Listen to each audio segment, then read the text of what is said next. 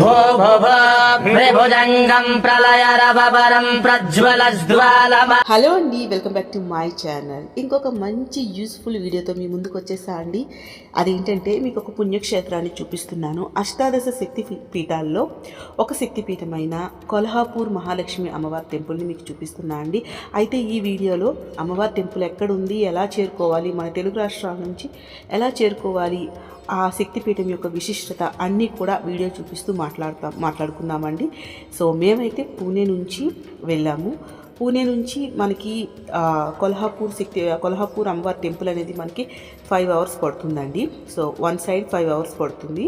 So మనం ఇంకా మాట్లాడుకుందాం అమ్మవారి టెంపుల్ యొక్క విశిష్టత, మన తెలుగు రాష్ట్రాల నుంచి ఎలా వెళ్ళాలి అనేది. అయితే వీడియో నచ్చితే మాత్రం లైక్ చేయండి ప్లీజ్ అండి. చాలా మంచి వీడియోస్ ఉన్నాయి, ఒకసారి వెళ్ళి ఛానల్ చూడండి. మీకు నచ్చితే సబ్స్క్రైబ్ చేసుకోండి ప్లీజ్. మహాలక్ష్మి ఆలయం ఈ కొల్హాపూర్ అనేది మహారాష్ట్రలో ఉందండి. సో కొల్హాపూర్ని మనం తిరుపతి నుంచి రాత్రి 9:45 ఒక ట్రైన్ ఉంటుందండి. అది తర్వాత రోజు సాయంత్రం 4:45 కొల్హాపూర్ చేరుకుంటుంది. సో మన తెలుగు రాష్ట్రాల నుండి కొల్హాపూర్ కొంచెం దూరంగానే ఉంటుంది. జర్నీ టైం అనేది ఎక్కువగానే ఉంటుందండి. ఇప్పుడు మనం తెలుగు రాష్ట్రాల నుండి కొల్హాపూర్ ఎలా చేరుకోవాలో చూసేద్దాం. కొల్హాపూర్లో ఎయిర్పోర్ట్ అందుబాటులో ఉంటుందండి. హైదరాబాద్ నుంచి, తిరుపతి నుంచి డైరెక్ట్ ఫ్లైట్స్ కూడా ఉన్నాయి అందుబాటులో. హైదరాబాద్ నుంచి 1.5 hour, తిరుపతి నుంచి 2 hours మనం కొల్హాపూర్ చేరుకోవచ్చు బై ఫ్లైట్. అదే విజయవాడ, విశాఖపట్నం నుంచి అయితే 1 stop ఫ్లైట్లు కూడా అందుబాటులో ఉన్నాయి. హైదరాబాద్లో ఫ్లైట్ చేంజ్ అవ్వాల్సి ఉంటుంది. హైదరాబాద్ నుంచి వెళ్ళే వారికి ఫ్లైట్ కాస్ట్ అనేది చాలా తక్కువగానే ఉంటుందండి. సో జస్ట్ 1.5 hourలో కొల్హాపూర్ చేరుకోవచ్చు. హైదరాబాద్ నుంచి కొల్హాపూర్కి బస్సెస్ కూడా అందుబాటులో ఉన్నాయండి. రెడ్ బస్ లాంటి సైట్లలో కూడా చెక్ చేసుకోండి ఒకసారి. ఇప్పుడు మనం తెలుగు రాష్ట్రాల నుండి ట్రైన్లో కొల్హాపూర్ ఎలా చేరుకోవాలో చూసేద్దాం. తిరుపతి, హైదరాబాద్ నుండి కొల్హాపూర్కి డైరెక్ట్ ట్రైన్స్ అందుబాటులో ఉన్నాయండి. సో ట్రైన్స్ ఏవి అనేది ఒకసారి మీరైతే చెక్ చేసుకోండి, హైదరాబాద్ నుంచి కానీ మిగతా స్టేషన్స్ నుంచి కానీ. అయితే ఒకవేళ విజయవాడ నుంచి, వైజాగ్ నుంచి మీరు కొల్హాపూర్ చేరుకోవాలి అనుకుంటే మనకి డైరెక్ట్ ట్రైన్స్ అయితే లేవండి. మీరు హైదరాబాద్ నుంచి వచ్చి హైదరాబాద్ నుంచి బై ఫ్లైట్ కానీ బస్సు కానీ వెళ్ళాలి. ఒకవేళ ట్రైన్లో వెళ్ళాలనుకుంటే ట్రైన్స్ ఇప్పుడు తిరుగుతున్నాయో లేదో ఒకసారి చూసుకొని సో అలా అయితే వెళ్ళొచ్చండి. మహాలక్ష్మి ఆలయం కొల్హాపూర్లో బస్ స్టాండ్ నుండి 3 kilometers, రైల్వే స్టేషన్ నుంచి 2.5 kilometers నుంచి ఉంటుందండి. కొల్హాపూర్లో దేవస్థానం యొక్క వసతి గృహాలు లేవండి. సో మనం బయటే తీసుకోవాలి లోకల్లో ఏవైనా ఉంటే. సో మనకి అక్కడ దగ్గరలో ఉన్న హోటల్స్ చాలా ఉంటాయండి, తీసుకోవచ్చండి. కొల్హాపూర్లో బస్ స్టాండ్ లేదా రైల్వే స్టేషన్ లేదా గుడికి దగ్గరలో తీసుకోండి. హోటల్ కాస్ట్ తక్కువలో 800 నుండి 1500 వరకు ఉంటుంది. సో మీ బడ్జెట్ బట్టి మీరు బుక్ చేసుకోవచ్చు, లేదా అక్కడ డైరెక్ట్గా వెళ్ళి కూడా తీసుకోవచ్చు. కానీ ముందుగా అక్కడికి వెళ్ళి తీసుకోవడం కంటే ముందుగా ఆన్లైన్లో చూసుకొని మీకు మీ బడ్జెట్ బట్టి ఒక రూమ్ బుక్ చేసుకోండి. ఎందుకంటే కొన్నిసార్లు చాలా టైం పడుతుందండి దర్శనానికి. సో అందుకని మీరు అక్కడ ముందుగానే ఆన్లైన్లో రూమ్ బుక్ చేసుకొని వెళ్ళటం మంచిది. సో చూసారు కదా, ఇదైతే మెయిన్ ఎంట్రన్స్ అన్నమాట. మనకి టెంపుల్ లోపలికి వెళ్ళే ముందు ఇది ఎంట్రన్స్. ఈ మండపాన్ని భవానీ మండపం అంటారండి. ఈ మండపాన్ని 2వ శివాజీ నిర్మించారండి. అంటే శివాజీ మహారాజు వాళ్ళ కొడుకు నిర్మించాడంట. ఇక్కడైతే మీరు టిఫిన్స్, మీరు కొల్హాపూర్ స్పెషల్ అథెంటిక్ అక్కడ చూసారు కదా, అక్కడ టిఫిన్స్ కూడా ఉంటాయండి. సో అక్కడ స్పెషల్గా కొల్హాపూర్ ఫుడ్ తినాలి అంటే అక్కడ ఎదురుగానే ఉంటుంది, గుడికి వెళ్ళే ముందే తినొచ్చు. అలాగే అమ్మవారికి ఇలా లోపలికి వెళ్ళాలన్నమాట. సో వెళ్ళేటప్పుడు అక్కడ అమ్మవారికి కావాల్సిన పెట్టడానికి చీర, బ్లౌజ్ పీసు అలాగే అన్నీ కూడా సో చూసారు కదా ఇలా ఉంటాయి. మనకి ఏం కావాలంటే అయితే చిన్న ప్యాకెట్ ఉంటుంది, only blouse piece and coconut ఉంటుంది, లేదా చీరతో పాటు అన్నీ ఉండేటట్టు ఉంటాయండి. సో చిన్నదైతే 150 ఉంది, 150 నుంచి మనకి 500 వరకు ఉన్నాయండి రేంజ్లో. సో డిఫరెంట్ ఉన్నాయి, రేంజెస్ కూడా వేరువేరుగా ఉన్నాయి. సో మీరు కావాలంటే అక్కడ తీసుకోవచ్చు. ఇంకా లోపల గుడిలోకి వెళ్ళేటప్పుడు కూడా ఉన్నాయి. సో ఇలా మీరు లోపలికి వెళ్ళగానే షాహో మెహరాజ్ ప్యాలెస్ ఉంటుందండి. మనం వీడియో చివరిలో ప్యాలెస్ని చూద్దాము. మనం రైట్ సైడ్ తీసుకుంటే మనకి మహాలక్ష్మి అమ్మవారి టెంపుల్ ఉంటుందండి. సో లోపలికి వెళ్ళగానే ఇలా రైట్ సైడ్కి వెళ్ళాలన్నమాట. సో చూసారు కదా, ఇలా వెళ్తే మనకి మహాలక్ష్మి అమ్మవారి టెంపుల్ వస్తుంది. సో వెళ్ళే ముందు కూడా ఇక్కడ కూడా మనకి అమ్మవారికి పెట్టడానికి పసుపు కుంకాలు కానీ, కొబ్బరికాయలు, తర్వాత చీర లేదా బ్లౌజ్ పీస్ మీ వీలుని బట్టి, మీ బడ్జెట్ బట్టి, మీరు పెట్టుకునే విధానాన్ని బట్టి మీరు ఏమైనా తీసుకోవచ్చు అక్కడ. సో అక్కడ అన్నీ దొరుకుతాయండి. సో మనం ఇంటి నుంచి తీసుకువెళ్ళాలంటే తీసుకువెళ్ళచ్చు, లేదా అక్కడైతే అన్నీ దొరుకుతాయి అమ్మవారికి ఏమి సమర్పించాలన్నా. సో ఇక్కడైతే నేనైతే బ్లౌజ్ పీస్ తీసుకున్నా. సో నేను ఇంటి నుంచి పసుపు కుంకాలు, కొబ్బరికాయ, ఇంటి నుంచి పువ్వులు తీసుకొచ్చాను. సో అందుకని అమ్మవారికి ఇక్కడ ఈ ప్రసాదం ఒకటి తీసుకున్నా, అలాగే బ్లౌజ్ పీస్ తీసుకున్నా అండి. సో ఇవైతే నేను తీసుకున్నా. ఇక్కడ మీకు ఏవి కావాలంటే అవి తీసుకోవచ్చు, తీసుకొని మనం లోపలికి వెళ్ళవచ్చు. చూసారా అమ్మవారు అయితే ఇలా ఉంటారు. సో అక్కడ ఉన్నాయి కదా చిన్న చిన్న విగ్రహాలు, అలా అయితే అమ్మవారు ఉంటారు. ఇలా మీరు కూడా తీసుకొని లోపలికి వెళ్ళాలండి. సో మెయిన్ టెంపుల్ అయితే కనిపిస్తుంది కదా, అదే అనమాట. So main temple. సో ఇలా తీసుకొని వెళ్ళగానే మనకి స్టార్టింగ్ ఇక్కడ లైన్ కనిపిస్తుంది కదా, సో అలా వెళ్ళాలండి. సో అలా వెళ్తే మనకి ఫ్రీ దర్శన్ టికెట్స్ ఉంటాయి అక్కడ. ఫ్రీ దర్శనంకి వెళ్ళొచ్చు. సో ఇక్కడైతే మేమైతే మార్గశిర మాసం వెళ్ళాం కాబట్టి చాలా టైం పట్టిందండి. సో మామూలు టైంలో రష్ ఎలా ఉంటుందో కానీ మార్గశిర మాసం వెళ్ళాం కాబట్టి రష్ అయితే బాగానే ఉంది. సో 2-3 అవర్స్ అయితే పడుతుంది. కొల్హాపూర్ అమ్మవారి టెంపుల్ అష్టాదశ శక్తిపీఠాల 7వ శక్తిపీఠం. కొంతమంది 108 శక్తిపీఠాలు ఉంటాయంటారు, కొంతమంది 51 ఉంటాయంటారు. కానీ ముఖ్యంగా చెప్పేది అష్టాదశ శక్తిపీఠాలు. ఇవి 18 ఉంటాయి. ఇవే మహాశక్తిపీఠాలని కూడా పిలుస్తారండి.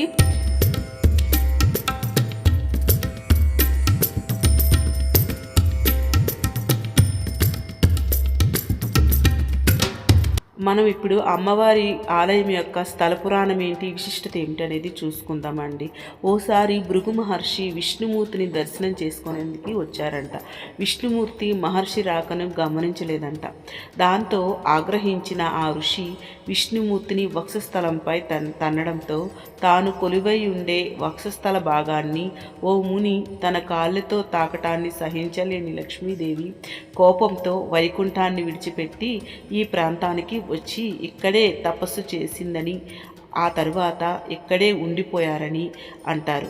అలాగే సతీదేవి దేహాన్ని చేతిపట్టి శివుడు ప్రళయతాండం చేసినప్పుడు ఖండితమైన ఆమె శరీర భాగాల్లో నయనాలు ఇక్కడ పడ్డాయని, అలా అమ్మవారు ఇక్కడ స్వయంభూగా వెలిసిందని మరో కథ ప్రాచుర్యంలో ఉంది. స్కాంద పురాణం, దేవీ భాగవతాలలో ఈ క్షేత్రాన్ని కరవీర నగరమని, దేవిని కరవీర మహాలక్ష్మి అని ప్రస్తుతించారు. పరమశివునికి కాశీ ఎలా అవిముక్త క్షేత్రమో లక్ష్మీదేవికి ఇది అవిముక్త క్షేత్రము. వారి క్షేత్రాన్ని ఎప్పుడూ విడవకుండా ఉంటారంట. ప్రళయకాలంలో శివుడు తన త్రిశూలంతో కాశీపట్నాన్ని ఎత్తి రక్షించినట్టు మహాలక్ష్మి ఈ క్షేత్రాన్ని తన కరములతో ఎత్తి రక్షించింది. అందుకే ఆవిడ కరవీర మహాలక్ష్మి అయిందంటారు. కరములు అంటే చేతులు అని అర్థం. ఒకప్పుడు ఇక్కడ చాలా చిన్న ఆలయం ఉండేదంట. ఓసారి కర్ణదేవ్ అనే రాజు కోంకణ్ ప్రాంతం నుండి కొల్హాపూర్ వచ్చినప్పుడు ఈ అడవిలో ఉన్న ఆలయాన్ని చూసి చుట్టూ ఉన్న చెట్లను నరికించి ఈ గుడిని వెలుగులోకి తీసుకొచ్చారని చెప్తూ ఉంటారు. ఆ తరువాత కాలక్రమంలో ఎందరో రాజులు ఈ ప్రాంతాన్ని అభివృద్ధి చేశారు. అదే విధముగా ఓసారి అగస్త్యముని కాశీకి ప్రత్యామ్నాయంగా మరో పుణ్యక్షేత్రాన్ని చూపించమని పరమశివుణ్ణి అడిగారంట. దాంతో శివుడు కొల్హాపూర్ని చూపించాడని చెప్తూ ఉంటారు. ఈ ఆలయానికి వెళ్తే కాశీని దర్శించుకున్న పుణ్యం లభిస్తుందని దేవీ భాగవతంతో పాటు పద్మ, స్కంద తదితర 18 పురాణాల్లో ప్రస్తావించబడి ఉందని చెప్తూ ఉంటారు. ప్రస్తుతం ఉన్న ఆలయం విశాల ప్రాంగణంలో హేమడ్ పంత్ శైలిలో శిల్పకళా నైపుణ్యంతో నిర్మించబడింది. 4 దిక్కుల ముఖద్వారాలున్నాయి. ఆలయం 5 గోపురాల కింద ఉంటుంది. మధ్యలో ఒక గోపురం, 4 దిక్కుల 4 గోపురాలు ఉంటాయి. తూర్పు గోపురం కింద మహాలక్ష్మి, మధ్య కుమార మండపం, పడమర గణపతి, ఉత్తర దక్షిణ గోపురాల కింద మహాకాళి, మహాసరస్వతి కొలుతీరు ఉన్నారు. ఇక్కడ ఉపాలయాలు కూడా ఉన్నాయి. వెంకటేశ్వర స్వామి, నవగ్రహాలు, రాధాకృష్ణ, కాలభైరవ, వినాయకుడు, సింహవాహిని, తుల్జాభవాని అన్ని దేవీ దేవతలు ఉన్నారు. గర్భగుడిలో అమ్మవారి విగ్రహం సుమారు 6 అడుగుల చదరంగంగా ఉన్న ఎత్తైన వేదిక మీద 2 అడుగుల పీఠం ఉంటుంది. దాని మీద మహాలక్ష్మి కూర్చొని ఉన్న భంగిమలో ఉంటారు. 4 చేతులలో పండు, గద, డాలు, పాలపాత్ర ధరించి ఉంటుంది. 3 అడుగుల ఎత్తైన మూర్తి. 40 కిలోగ్రాముల వజ్రంతో చేసిన కిరీటంతో అమ్మవారు మహాలక్ష్మి అమ్మవారు కొలువై ఉంటారు. చాలా అందంగా ఆకర్షణీయంగా ఉంటారు. వెనుక సింహవాహనం కనబడుతూ ఉంటుంది. మూల విరాట్ పడమట ముఖంగా ఉంటారు. సంవత్సరానికి 2-3 సార్లు 3 రోజుల పాటు సూర్యాస్తమయ సమయంలో సూర్యుని కిరణాలు పడమటి దిక్కులో గల చిన్న కిటికీ గుండా అమ్మవారి ముఖాన్ని తాగుతూ ఉంటాయి. ఈ ప్రత్యేక దర్శనానికి భక్తులు అధిక సంఖ్యలో వస్తూ ఉంటారు. గర్భగుడి గోడపైన ఇక్కడ శ్రీచక్రం కూడా ఉంటుంది. మొదటి ఇక్కడ మహాలక్ష్మి అమ్మవారు ఒక్కలే ఉండేవాళ్ళు. తర్వాత 11వ శతాబ్దంలో గండరాదిత్య హయాంలో మరమ్మతులు చేయించారంట. ఆ సమయంలో మహాకాళి, మహాసరస్వతిని కూడా ప్రతిష్ఠించడం జరిగింది. మూల విరాట్కు మహాకాళికి మధ్యలో మహాలక్ష్మి యంత్రం స్థాపించబడి ఉంది. దీనిపై గాజు పలకడం ఉండటంతో భక్తులు దర్శించుకోవడానికి వీలుగా ఉంటుంది. మహారాష్ట్రీయులకు కొల్హాపూర్ మహాలక్ష్మి అత్యంత పవిత్రమైన యాత్రాస్థలం. వీరు అమ్మవారిని అంబాబాయి అని పిలుస్తూ ఉంటారు. సో మీకు దర్శనం అయ్యాక సాహు మహారాజ్ ప్యాలెస్ చూపిస్తా అన్నాను కదండి. ఇదేనండి సాహు మహారాజ్ ప్యాలెస్. సాహు మహారాజ్ కొల్హాపూర్ రాజ్యానికి మొట్టమొదట రాజు. ఈయన శివాజీ గారి వంశంలో 5వ ఛత్రపతి. ఇక్కడైతే చాలా జంతువులు ఉంటాయండి. అవన్నీ కూడా ఆయన నిజంగా వేటాడిన జంతువులు. అందులో ముఖ్యమైనది అడవి దున్న. ఇది కూడా నిజమైన అడవి జంతువే. బాహుబలి సినిమాలో రానా అడవి దున్నని చేతులతో గుద్ది చంపేస్తాడు కదా, అది సినిమా. కానీ సాహు మహారాజ్ ఇదే ప్రదేశంలో ఇక్కడ ఉన్న ప్రజలందరి ముందే 3 గుద్దులతో ఈ దున్నపోతుని చంపాడంట. సో ఈ ప్యాలెస్కి ఆపోజిట్లో గవర్నమెంట్ ఆఫీసెస్ కూడా ఉంటాయి. సో దర్శనం అయిపోయాక మీకు అమ్మవారి టెంపుల్ నుంచి ఒక 12 to 15 కిలోమీటర్స్ దూరంలో కనేరి మఠం అనేది ఉంటుందండి. సో ఇదైతే చూడటానికి చాలా బాగుంటుంది. మీకు టైం ఉంటే ఇది కూడా చూడడానికి ప్లాన్ చేసుకోండి. పర్ హెడ్ అనేది ఎంట్రీ టికెట్ 300 ఉంటుందండి. సో మనం లోపల 2-3 అవర్స్ స్పెండ్ చేయొచ్చు అంట. సో ఎక్కడానికి చాలా స్టెప్స్ కూడా ఎక్కువ ఉన్నాయి. సో మేమైతే లోపలికి వెళ్ళలేదు.